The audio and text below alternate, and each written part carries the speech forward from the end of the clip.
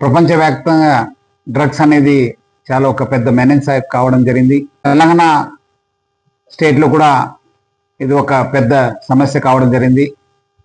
ఇటీవలే తెలంగాణ ప్రభుత్వము డ్రగ్స్ పైన చాలా ఒక పెద్ద యుద్ధంని ప్రకటన చేయడం జరిగింది.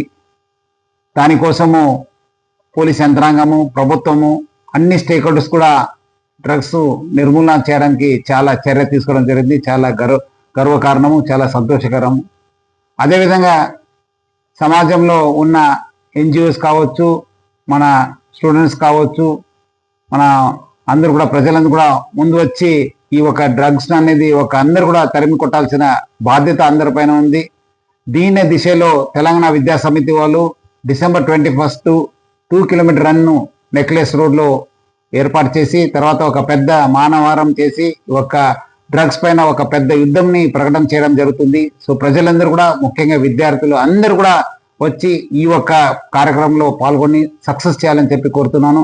ఒక మంచి కార్యక్రమం ఏర్పాటు చేసిన మా తెలంగాణ విద్యా సమితి అందరు కూడా, ఆర్గనైజర్స్ టీం అందరు కూడా నేను నా తరఫు నుంచి మొత్తం మన టీజేఎస్ఆర్టీసీ యంత్రాంగం తరఫు నుంచి కూడా పేరుగా అభినందనలు తెలియజేస్తాను.